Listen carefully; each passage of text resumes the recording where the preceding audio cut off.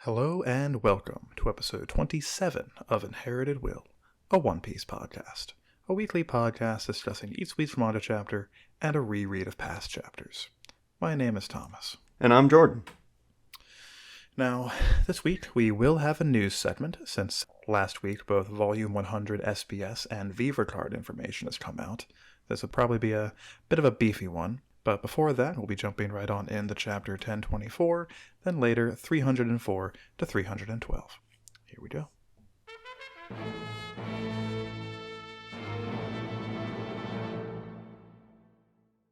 There's not even a cover art to talk about this time. We literally have to jump right in.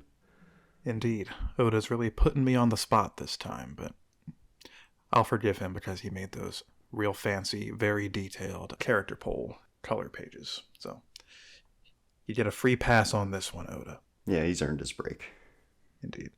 We start off on the second floor with Usopp fighting, sort of, against some Kaido goons, seemingly making them pass out just from his presence. Goodness me, is that Conqueror's Hockey from this man? God, Usopp. It's been there all along. There he is. Turns out, no. Speed down here at the bottom makes it explicitly clear, no, it's not him. Big Mom is fighting on this floor, and just the ripples of her hockey are knocking out all these people. Well done, Big Mom, making our job slightly easier, even in a room. Super convenient. I'll take it. Now, I do think it's interesting that, Usopp is using this as an opportunity to at least try to turn additional people to their side. Don't know if it's going to work, but I imagine some people might. And also, Tama is pretty close to where this action is happening, but is not being knocked out by Big Mom's Conqueror's Hockey. Oh, Whereas these kinda buff dudes, I mean, they're Kaido goons, but we've been led to believe each of them is at least kind of strong. But Tama's not. That's a good point. I didn't think about that. Strongest character confirmed. Mm-hmm. She does appear to be a little bit further away than, like, Usopp and company, but even so. We'll see what happens there. Nami wants to know what the heck is going on with Luffy. Asks Frankie via the transponder snail. But oh no, Frankie doesn't know. Frankie doesn't have the inside knowledge. Nope, they're all working with the same stuff. Pretty much. It's just general chaos on Onigashima right now. Apparently, Nami is also unable to get a hold of Shinobu to get some details. So, that's a shame. I wonder what happened to their transponder snail. Or if, like, the range on these small ones isn't good enough. I'd bet on the range thing more than any other. But, I like the interaction where Frankie's saying, no news is good news. And then immediately gets shot down. Indeed. Yeah, not sure that one checks out, Frank. Not in this case. But he's just trying to stay optimistic. Yeah, that's why we keep him around. And we know that he's not just coping either, because you can see, like, the little, I don't know how to describe that line, but, like, the two curved lines with the two straight lines going through them to indicate jovialness, and he's also laughing. Oh, yeah. You see what I'm talking about? Yeah, he's having a real good time, even with explosions going on and the fight literally in front of him. But he's got nothing to worry about. Indeed. Frankie's in his element right now. Exactly. We find out that apparently a whole bunch of people from the enemy team are trying to rush into the performance floor, presumably to help the conflicts going on there. Which is a little strange, because you wouldn't think they would think that Queen and Kane would need help against the scrub Zoro and Sanji. You would also think that King and Queen would almost be mad about it. Like, don't look down on us type deal. Could also be that they're just trying to, like, go deal with the rest of the samurai that are on that floor, because that is where most of them are, as I recall. Yeah. Well, I guess they don't know, but they have said that they're not going to interfere. So I guess it'll just be a circle of death around them. Pretty much. But Frankie's on the job. He is going to stop that flood of people from getting inside, along with Beppo, Penguin, and I assume Shachi is around here somewhere, but I don't see him. But they're all real salty that they're being ordered around by Frankie. I would be too, yeah. They're holding their own against probably not the strongest people, but whatever. Indeed. Small sidebar. I saw a tier list on the One Piece Reddit the other day, just trying to rank important people based on strength. I don't remember what the details were. This happened a few days ago, but this person that I was looking at put Penguin and Shachi, the two hat guys from Law's crew, on the same tier as I think Frankie and the mid-tier Straw Hats. I'm like, oh, that's a take. We haven't seen them do really anything at all. Yeah, I think we've seen hand-to-hand or, some martial fighting out of them, but that's it. Indeed. Bit of a leap to make that assumption, but maybe it'll turn out to be true one day. It is always kind of strange to me that the Straw Hats always seem like the only supernova crew that have just generally strong people. Because aside from Killer and maybe Beppo, Kid and Law's crew don't seem all that impressive. Yeah, and Capone has many, many underlings. That's kind of his thing. Indeed. And he's got the dude with the Gatling gun arm and the dude with the big hands. But that's about it. Yeah. Maybe we'll get more expansion on them one day. Wouldn't count on it, but oh well. Then we pop back to the third floor, which is apparently where Brooke is, carrying Robin's unconscious body out of a big ol' inferno, making jokes all the while. Good for you, Brooke. Yeah. Way to stay positive. I'm pretty sure he is on fire, but not a care in the world. Mm-hmm. He's already been cremated, so it's fine. Yeah, I didn't know that was how he went about it, but it's nice to fill in that part of the lore. Quite so. I do think it's interesting that Robin is straight up unconscious here. I wonder if perhaps it was Haki in her demon form a few chapters ago, and it kind of tuckers her out in the same way that Dear Fourth does, perhaps? Certainly could be. Yeah, she's definitely out. She looks kind of blissful, though. Indeed. If this is the only side effect, wow. Very good. Indeed. As long as she has an ally there to carry her out in case there are more than one big foe nearby. Not too bad. Good for you, Robin. It's a heck of a finisher move. Quite so. But on this floor, just like everywhere else, pure chaos. It's a whole mess. He calls on down to Jinbei, who is apparently on the 4th floor with the kid pirates tearing it up. Talking about the fire and telling him to come downstairs. He's concerned about who's holding up Kaido, though. Perhaps one day he'll know. It's nice that one of the crew members is actually thinking about this, though. I haven't seen many people giving, thought to the battle at large. They've been pretty focused on their tasks, which, of course, I get it, but someone has to put the pieces together. Exactly. And that's a nice callback to, the very first thing Jinbei said in regards to this fight way back when. They were all, walking towards the castle, pretty much. He was like, somebody has to stand back and kind of take a view of the battlefield as a whole. And that's exactly what he's trying to do here. Yeah, well, very, very helpful for this crew. Yep. Very consistent. I love it. Gotta love that sweet, sweet characterization. Yeah. Speaking of crews, if these are the kid pirates, what do they got going on here? We've got a small person that eats people, a dude who breathes fire and has a knife, and a big boy. The dude here breathing fire actually does have a name. He was actually in the Saturday Night's anime episode, just kind of walking alongside another guy. But don't remember what it is. But he appears to be one of Kid's main guys. Not sure about the little girl who's eating that guy. But yeah, very impressive showings all around. Have we seen the other two other than the fire breather guy before? I do not recognize the other two, so my guess is probably not. I wonder if they'll get names as well. Maybe if we really focus in on that battle, we'll get something. Could be. Wouldn't count on it. I mean, yeah. Does anyone really care about this fire-breathing guy against Mooks? Or Beppo and company against Mooks? The fight itself, no. But, I don't know. I would like to know the names of them, I guess. Not that I'd remember them, but just for them to exist would feel good. Right. Could happen one day. Yeah. Then we are outside of the big room and the performance floor. More and more people trying to get the heck out of there. And also trying to get into the performance floor. But Kawamatsu's not letting them. Not getting past Kappa Man. No, sir. No chances. Not even you, mouse guy with sword.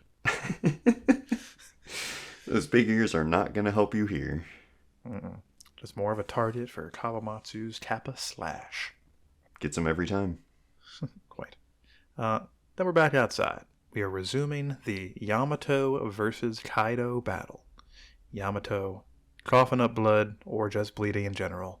Throwing a big ol' Narakabura arrow. Not sure what is actually happening. No. Looks cool.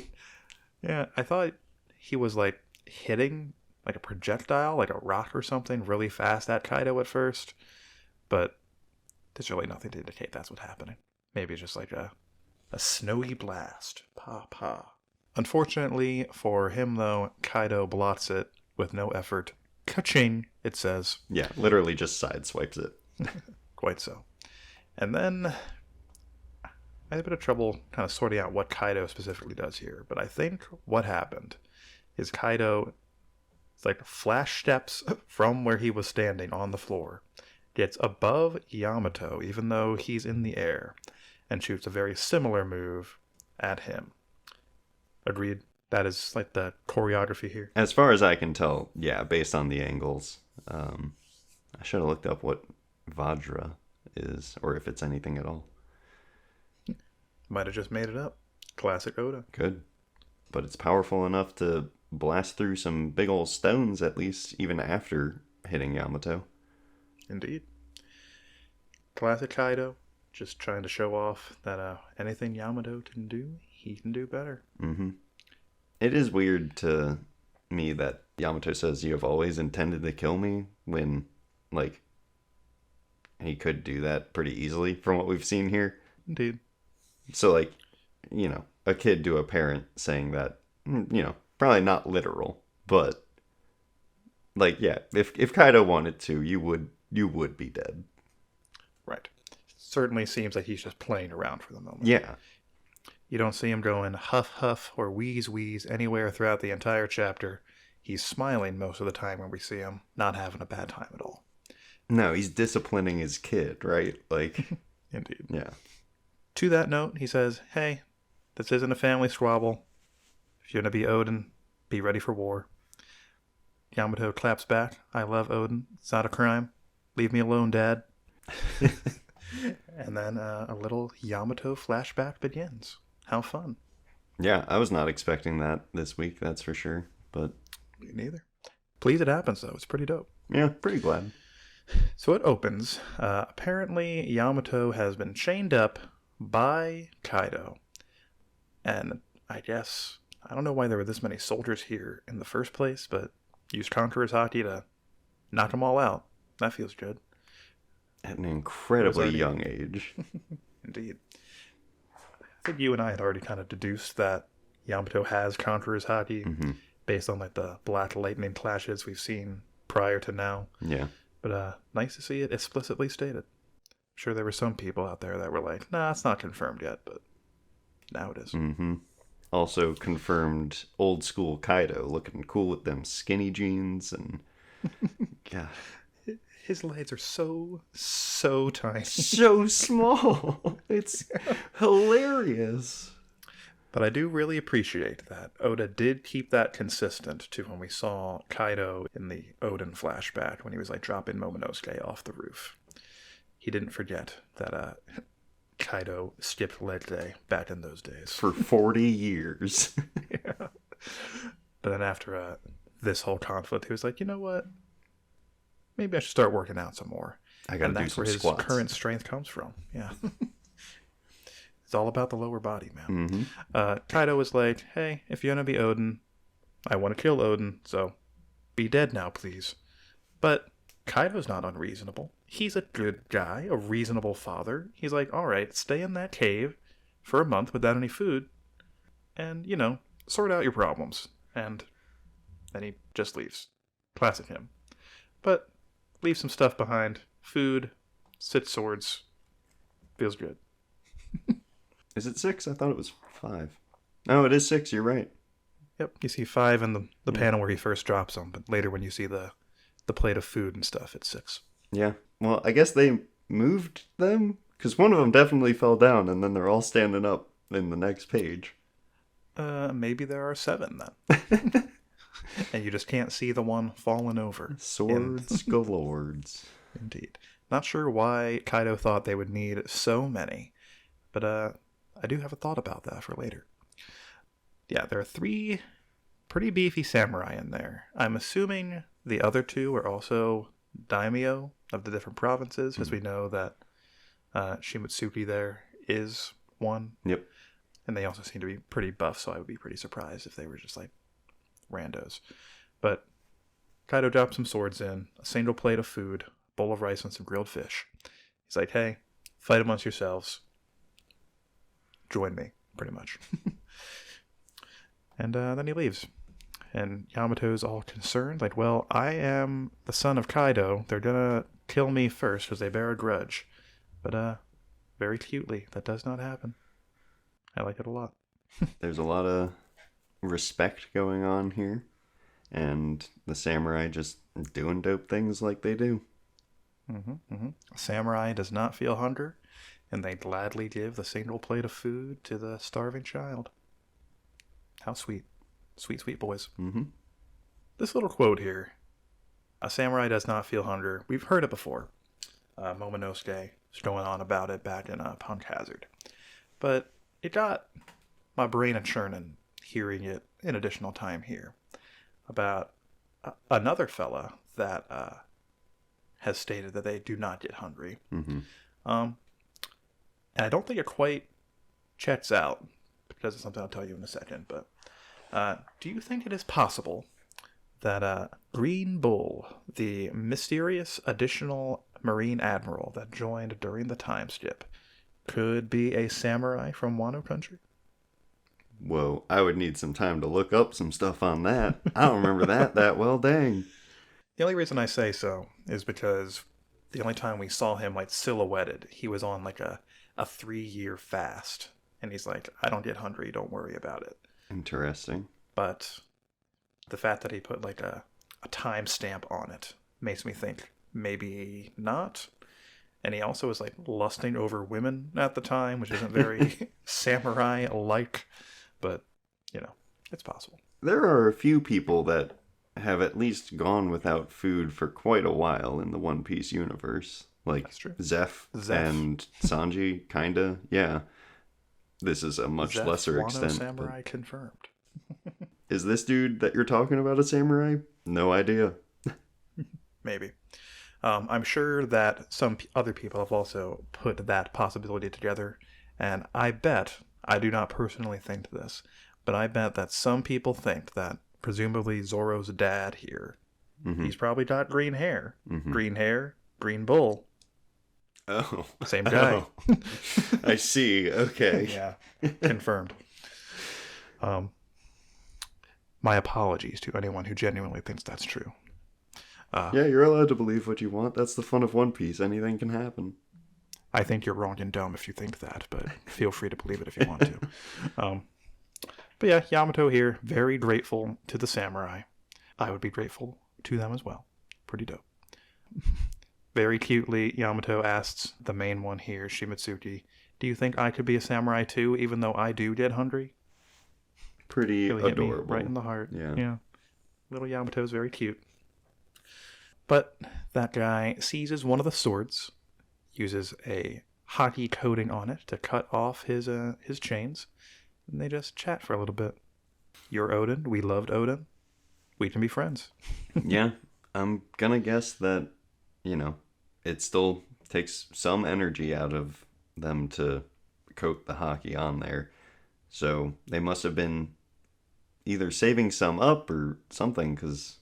Does look like he's straining a little bit to apply that hockey coding. So yeah. Right. You have to imagine they've been in here for a long time. Like, that's, yeah, they can't just full on break out. Yeah. Even though they do later. But well, yes. we'll get to that. Yamato asks this guy what his name is. He's like, fallen samurais don't need names. You can just call me so and so. Title of the chapter. Feels good. And I do really like that. This man does not look as exactly like Zoro as the little like silhouette we saw last chapter made it appear. Mm-hmm. But still extremely similar. Oh, yes. So I like it a lot. Much better character design, I feel. Well done, Oda. Yamato apparently snuck in the Odin's journal that he got from somewhere. Can't read it though. So they all have story time together. Yeah, and that pure amazement in Yamato's eyes is so good. Like, you can see how this spurred him on for years and years and years. Indeed. So, if they were all reading it together, does that mean that these three samurai also know, like, what the One Piece is? Do you think Odin literally wrote what it was in the journal? Good question. But that would also mean Yamato knows. Yeah. I don't think Odin would care that much to, like, note it in detail. Probably at least in passing. But I would imagine when you find the One Piece, your first thought, if you're Odin, is not, oh, I gotta go write this in my journal. Probably not. And I think that if it was written in there, it would kind of take, like, Yamato's Straw Hat chances down a peg, because I'm not sure if Luffy would want someone who knows what's at the end of the journey to be traveling with him. Yeah, no spoilers. Pretty much. So yeah. And it could also be that, like, maybe Gold Roger was like, hey, maybe don't write everything down in detail in your journal. Gotta keep it a secret for the next generation, you know. Yeah, certainly. 10 days pass. They're all having a good time. Yahaha, they say. They're like, hey, it's been 10 days, so sure does seem like Kaido actually does intend to let you be dead. So, that sucks. But waiting 20 years is too long for us, as Odin writes in his journal. So our contribution to that battle will be to ensure you get out of this cave to participate in it. So they take up their arms and they slash through the big boulder blocking the wall with a little bit more prejudice than was perhaps needed. Yeah. Yeah. But it does look cool. For sure. But then I can't imagine they put up much of a fight after having sat there without food for who knows how long. Right. I would imagine that all three of these guys probably died to Kaido himself. Yeah, very quickly. Yamato is free. Those guys probably dead. And because of that, Yamato is here now, doing his thing. There are people who believe in me, people to accept me. Don't steal my freedom. Don't steal Wano's freedom. To which Kaido claps back, yo, it's not as simple as all that, you bit dummy. And then they clash Thunder Bagawas in midair. Looks cool. Feels good. Absolutely. The line, there are people who believe in me and people who accept me, is probably one of the bigger things for me on Yamato joining the Straw Hats. Because that has to be who he's talking about, right? I mean, Yamato hasn't met any of the Straw Hats aside from Luffy. I assumed that he was talking about those three samurai, but it's weird that he would be speaking about them in the present tense. Yeah. If they're dead. That's why I didn't even consider them, but it could be... I mean, I guess we are just assuming that those samurai are dead, right? Like, yeah, true. So, yeah, I guess I don't know who Yamato's referring to here. You're right, Jordan. Yamato is confirming right here these people are alive. Therefore, Zoro's dad is Green Bull. We did it, everyone. Yep, we cracked the code. We made the conspiracy theory work in the limited amount of time given to us. We sure did. Well done, us. Yeah, I'd be interested in seeing more information about who he's talking about there. One other thing I wanted to briefly address before moving on is the Zoro's dad thing. So we know that Odin died 20 years ago, like to the day, almost. So this whole operation must have taken place shortly thereafter, I would imagine. So roughly 20 years, technically slightly less than 20 years, right? Yes. So if this is indeed Zoro's father, Zoro would have already been 1 year old at this time. Which begs the question, how does Zoro get from point A, Wano, presumably, to point B, East Blue, Shimotsuki Village, I believe it is called? Yeah, we have a lot of holes in Zoro's backstory, and Oda has started to patch him over, but yeah, he was in the East Blue at a fairly young age, right? Yep. Don't know exactly the age, but he was certainly a child, no more than 10, Right. I would say. Probably younger. Not a toddler, not an infant as far as we know, but young. Do we know anything about his mom? I don't think so. Nope. So, there's an easy filler, I guess. Just send them off because things are getting bad. But we haven't seen that yet, so. I can't imagine that escaping Kaido-controlled Wano is easy, especially with how just generally perilous the waters around it are. Gotta go down a waterfall. It's a whole mess. Yeah, but I'm doubting that this dude would, marry a woman who couldn't handle herself type deal, especially considering Zoro as a person. True. And Zoro refers to the elders of his village as the geezers in Shimotsuki. So I don't remember the exact stated timeline, but it sounds like that village was already founded as immigrants out of Wano long before. So perhaps he knew that in some capacity. Yeah. Not Zoro, but his dad here. And told them, seek out this place in the East Blue, they'll shelter you, or what have you. Yeah. And so they did. Still, as you said, getting there would be a challenge, but... Correct. Especially since this is the new world. With an infant or toddler or what have you, oh boy. They would have to either cross the calm belt. Well, would they? They are now... Yeah, they would have to cross the calm belt and a chunk of the red line to get to the East Blue from the new world. So Zoro's mom is a confirmed Lunarian and just flew him over. So. Must be. I'll be interested in seeing how this plays out. I still hope that Zoro's father being a famous samurai and also related to Ryuma doesn't play into his characterization too much. I hope it kind of stays the way it is, kind of flavor text, kind of, sort of. But I do want a little bit more. Yeah, if Oda does it right, then it will be more we're finding out why Zoro is the way that he is, as opposed to changing anything about him. Exactly. He's got the sword. He's got enough. Unless you have anything else to say about this chapter, I think we covered pretty much everything. Yeah, I think we hit all the good marks. I guess that Viz is just not including when the next chapter is coming out from now on, because it just says to be continued again, but just like it has been, it says 7 days on the chapter selects screen in the browser. So seems like a new chapter will drop. That's Sunday the 12th. Feels good. And that takes us into our news segment. Having a lovely time.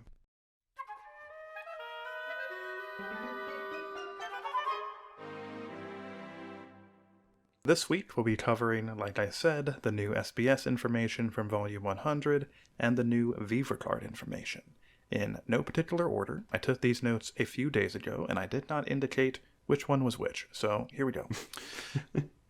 In this chunk of stuff that I just described, we find out that Page 1 and Ulti are biological siblings. We knew that they referred to themselves as Big Bro and Big Sis, but that's confirmed to be by blood. Their father was a pirate who died, and apparently Kaido knew that guy, so he took them in. Ulti stole 2 devil fruits from Kaido as they were growing up, and they ate them to become powerful, allowing them to survive in Kaido's crew where only the strong survive. Good dad, Kaido. I guess so. I mean, we already knew from the start that Kaido's an excellent father. Exactly. Clearly. We're further hammering that point home. Yeah. Taking in 2 orphans, though. That doesn't really sound like him. He probably had a plan to incorporate them into his forces somehow, right? I guess so. Makes you wonder who their dad was, if he, knew Kaido well enough for him to take in his kids after he died. Mm-hmm. Wonder if it was like a rocks pirate or something. Oh, that'd be neat. Before we go on to the next one, I need you to do me a solid right quick. Can you pull up just a picture of Basil Hawkins for me? Just... Yes, I can. Give me one moment here. All right, I got it. You see those triangles above his eyes? They're quite lengthy, yeah. Those are his eyebrows. What? And even beyond that, each triangle is a single strand of hair. What? Straight from the mouth of Oda himself. That's amazing. New favorite character. Indeed. I really thought those were tattoos. You and me both, buddy, but Oda was playing 5D chess while you and I were playing, checkers or something. Is the cross his chest hair? Not explicitly stated, but with this information, I'm going to go ahead and say, yeah, totally. What a strange biology this man has. Quite so. Hawkins confirmed to be best supernova. Now I don't think there's any chance that Killer can beat him. Nope. Not with hair as powerful as that. In this chunk, Oda also drew Robin at ages 40 and 60 in both the good and bad endings. I will send those over to you so you can see them in front of your face once we're wrapped up here. Appreciate that. Here's a fun nugget. Oda is asked whether Black Maria's devil fruit is like a smile, because only a part of her body appears to be transformed, similar to the smile fruits. Oda responds that there's no hard rule about the appearances of Zoan transformations, and then he uses Chopper as an example. Then he goes even further and says that she alters her transformation with drugs, just like how Chopper does. So apparently Black Maria has her own version of the Rumble Ball. So that's fascinating. Yeah, that's pretty weird. Maybe Black Maria's getting her stuff from Queen. I mean, he is the, mad scientist of the crew. Yeah, that would make sense. And we know that Queen doesn't have exactly a normal use of his devil fruit power either with his, cyborg enhancements. So that would make sense. Right, he's willing to break out of the box. I just sent you in our Discord a link to the Japanese version of this that we're talking about right now. And on the left there, it's kind of hard to see if you're opening in browser, but on the left there, this multi-armed monstrosity, that is apparently what Black Maria would normally look like in her hybrid form. Whoa, that is straight out of Dark Souls. Yeah, it sure is. So it's understandable why she would want to alter that appearance. Absolutely. Quite so. And I guess briefly, while we are on just looking at this page, the little thing below that with the 2 Jinbei icons, the one on the left is one that was sent in, as suggested, hey, all the Straw Hats have a Jolly Roger design. This is my proposal for it. And it was I really like a lot of this. I'm just going to alter it a bit more to make it look like something I would draw. But credit to this guy for giving me the idea for the designs around the outside. So, I love that Oda does that. That's something that I was actually going to talk about in the reread segment. Because just in one of the SBSs, well, actually in many of the SBSs, people will write in and be like, hey, this person's birthday should be this because of X, Y, and Z. And he's just like, yep, done. Yeah, thank you. Yeah, you're right. Good idea. I love that. It's a weird, collaborative, creative process, and it's fantastic. I actually I didn't look into it myself, but I saw a post on Reddit the other day that, every single day of the year is now a One Piece character's birthday. Oh my god, I would believe it. Yeah. It's pretty bonkers if true. That wraps up Black Maria stuff. Then we get some information about King in this chunk. We find out his bounty, 1.39 billion. Ooh. A little bit more than Marco's 1.37 billion. So that makes him the highest bountied Yonko commander that we know of. We don't know what Ben Beckman's bounty is. I also don't think we know what like any of Blackbeard's dudes are, but Blackbeard's bounty isn't like very high compared to the other Yonko, so I'd be pretty surprised if his dudes had as high a bounty as them. But yeah, King a little bit more than Marco. It's pretty bonkers. That is, yeah. As we've said many times, bounty does not equate to power, but they are, well, they're definitely considering Marco to be a big threat. Like, it's been around for a long time. I don't know. I don't know who this says more about, you know? Quite. Unsurprisingly, he's also confirmed to have both armament and observation haki, is stated to be of the Lunaria tribe, and apparently also went with Kaido to Marineford 2 years ago, but they were both stopped by Shanks. Really? Indeed. We don't know if like a physical conflict happened there, or if Shanks was just like, no, don't do it. And then he's like, oh, well, if you say so, pal. But apparently they went together to Marineford, but neither of them actually made it to their destination. Wow, that's pretty big news. Indeed. All the Tobiropo are confirmed to be users of both armament and observation haki. We didn't see most of them do it during their fights, but I would imagine they were just using like the pre-time skip invisible type. That's all. That's what I'd be doing. We also get a little bit of information about Drake. Apparently, after the whole botched attempt to capture Doflamingo all those years ago with like the Ope Ope no Mi fruit deal that was going on, after that whole mess, Drake's father was captured by the Marines, but Drake himself was taken in by Sengoku, like adopted basically, after all that, which led into his inclination into the Marines. Well, very similarly to how Corazon was taken in by Sengoku.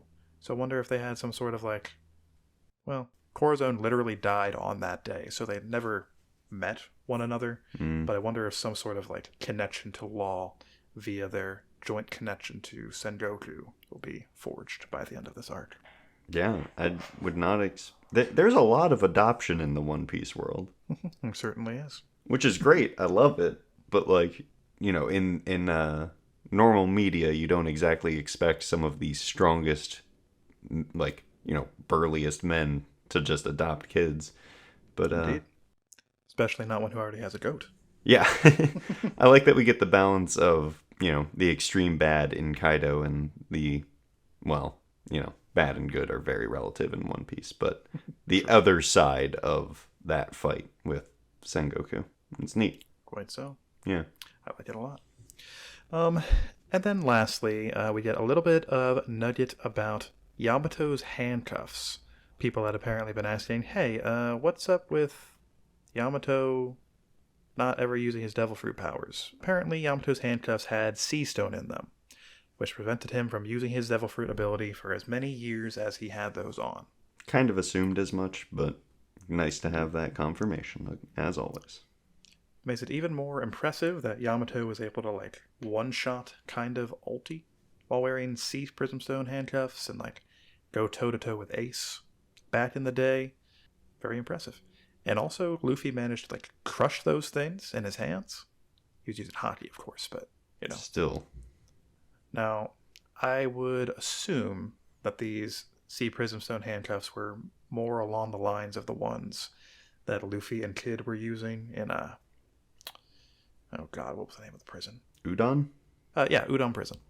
Where they weren't full, like pure sea stone, they just had little bits of it in the alloy. Lets them keep like 1% of their power or whatever. Right. So, not quite as buff as like full-fledged pure sea stone would have been, but even so, very impressive. And I would assume that Kaido could probably dial it in to whatever he wanted. Well, not him himself, but his scientists, engineers, whatever. Agreed. Just a fascinating little tidbit, filling in the blanks of the story a little bit. Yeah. But that's all I've got for the news. We'll be back with that next time a volume comes out, or Viva cards, or what have you. And that takes us into the reread segment.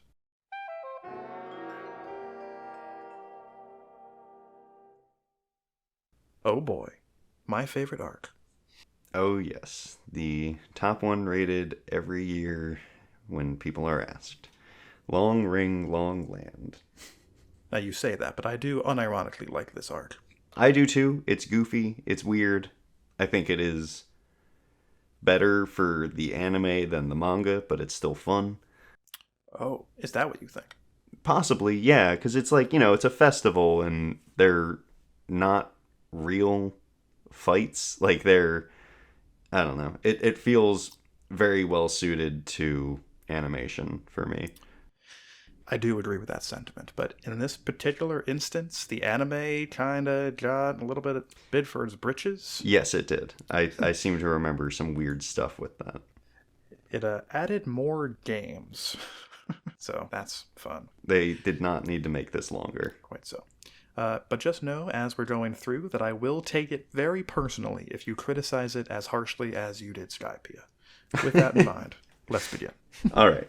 So, before they even really get there, they're like, talking about the island where they're headed or whatever, and it's all good. Robin's in the crow's nest, and there's cute interactions there. But I think, and I haven't been paying 100% attention to this, so I may be wrong, but I think this is the first time that the crew, like, kind of plays along with Usopp's trepidation. Like, Sanji diagnoses him before he even has a chance to say it, and Chopper's just like, oh yeah, I can't fix that. Like, this is just commonplace for them now. It's run its course, and they're just like, yep, this is what we have to expect from Usopp every time. So it's good to see that they're all becoming really familiar with each other at this point, Yeah. They're extremely comfortable and becoming the tight-knit crew that we just love. It's great. Agreed. Very well acquainted by this point. They've been up, they've been down, they've been hither and thither. They've been beat up, they've had festivals, really have done it all. And now they're rich, so Yeah. out there in the world, these guys. Yep.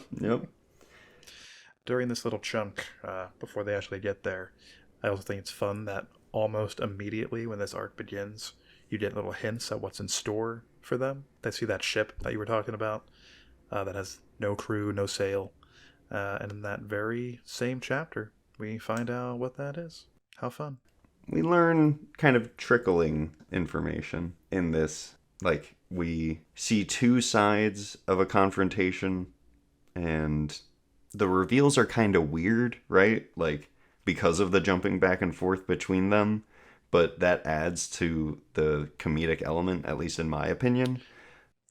You're talking about how Luffy is talking to Foxy and the rest are talking to like their crew, bouncing back and forth between those. Yeah, that's the main instance right now that I'm thinking of.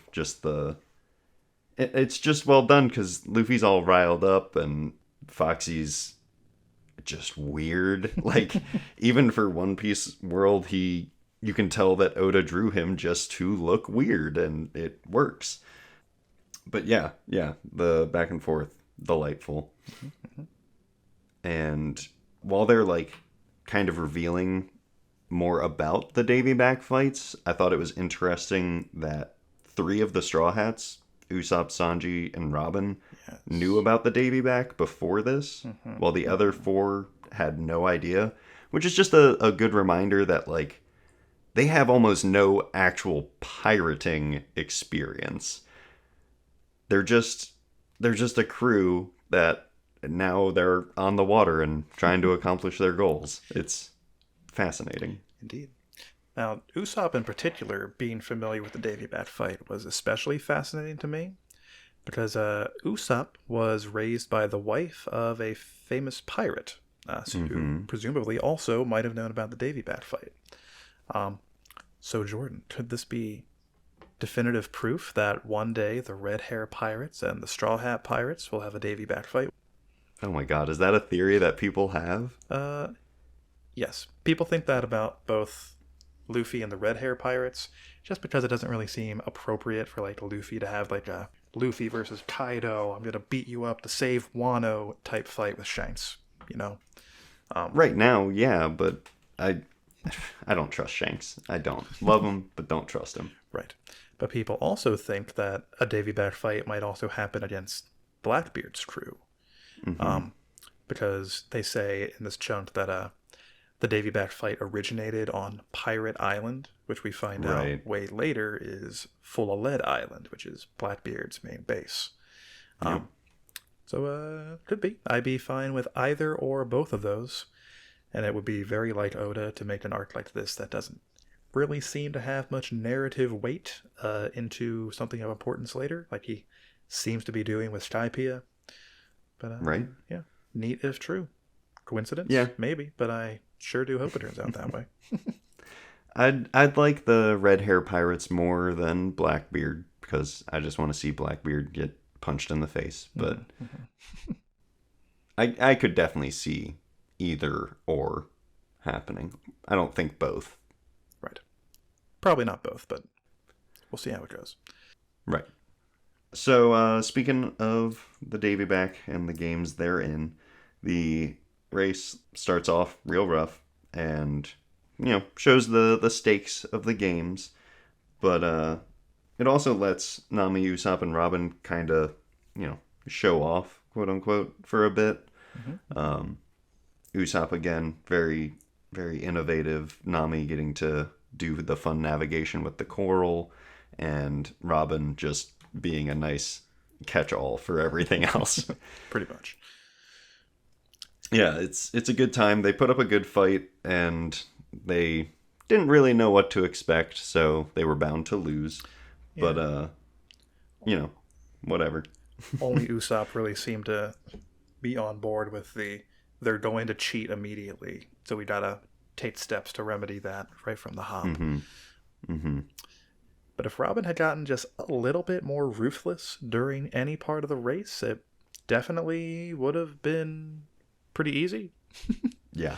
Well, yeah, I guess was part of the rules that you had to cross in the thing that you built? Because I don't see why their fishman or their shark didn't just swim ahead of the boat.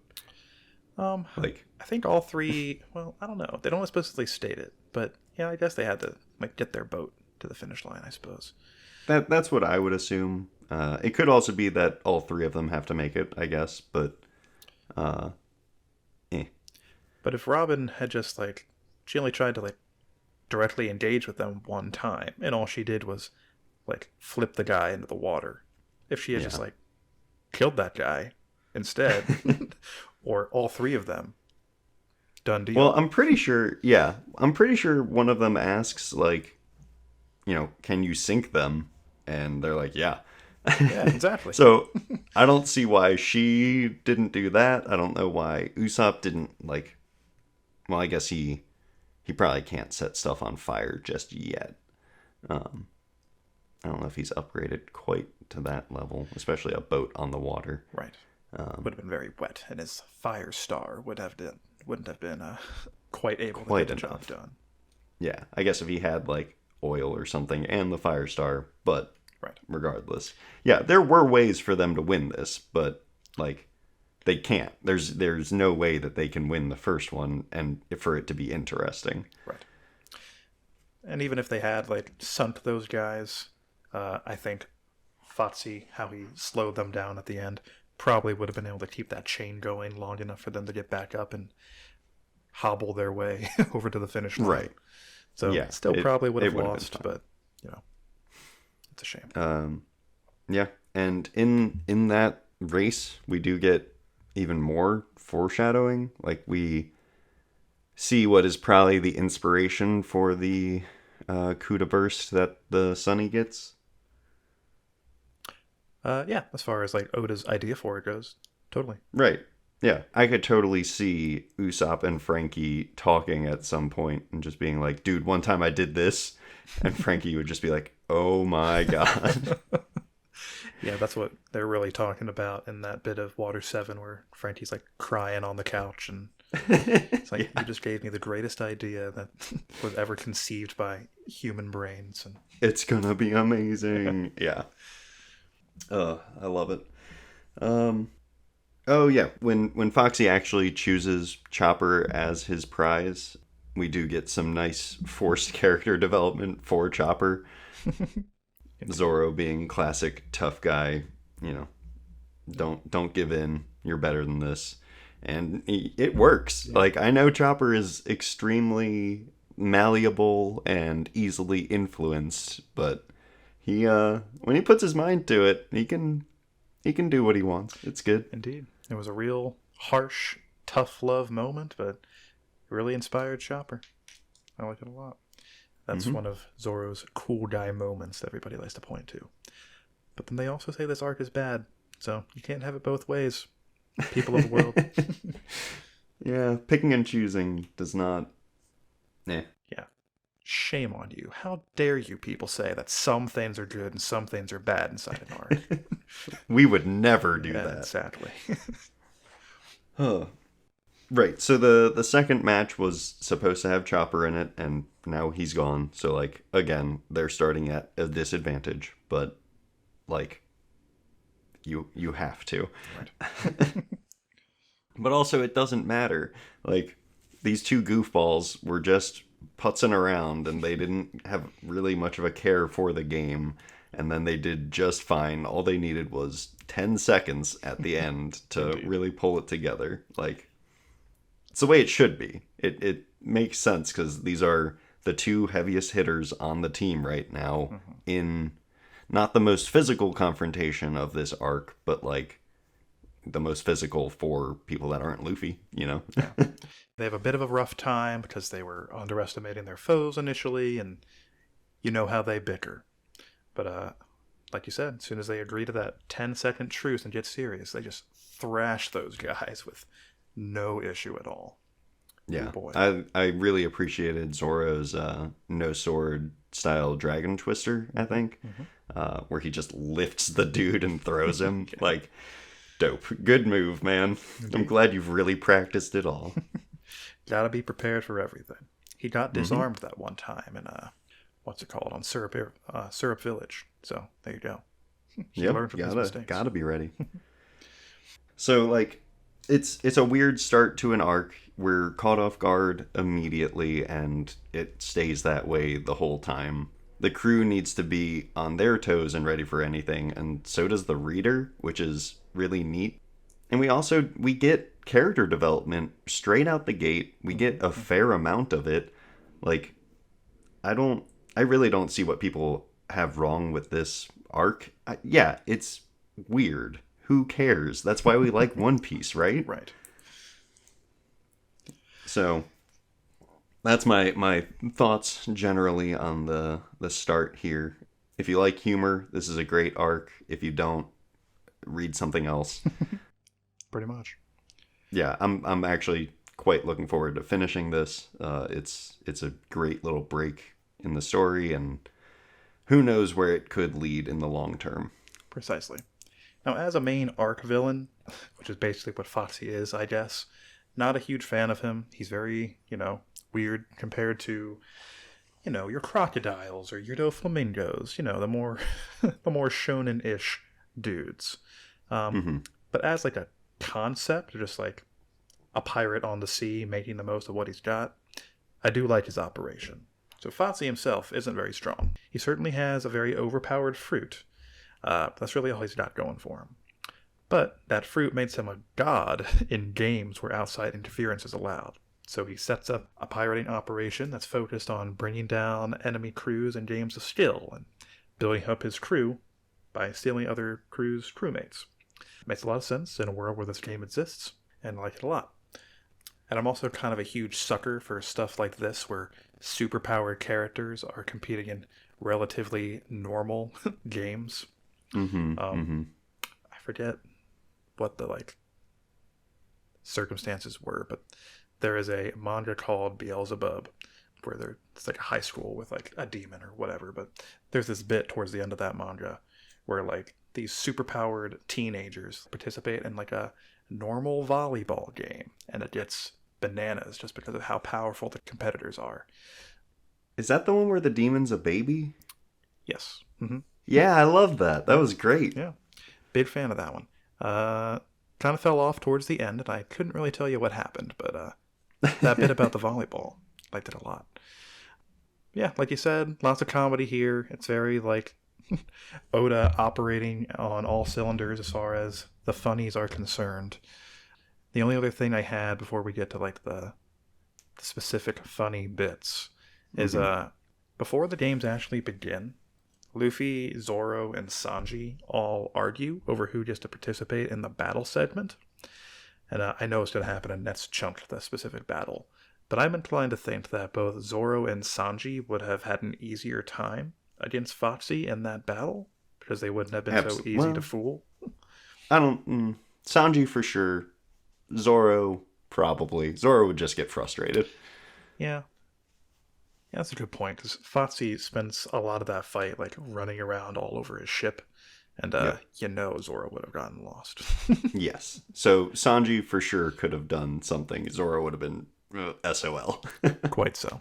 He would have I don't remember the details, but I think there's like a corridor in the ship that just kind of like leads out and into the water, and Zoro definitely would have run out of there and fallen and been disqualified. But how embarrassing. But I guess we'll go ahead and do our list of funny bunny moments. Yeah, good luck with this one. Yeah, there's quite a few. On the very first page, Luffy and Co. encounter that group of sea monkeys. And in the second panel of said page, Luffy is making a monkey face back at that group of sea monkeys, and it is delightful. I like it a lot. He's our favorite sea monkey, right? Quite so. This island, just kind of in general, is a very silly place. Everything is very long and is named appropriately.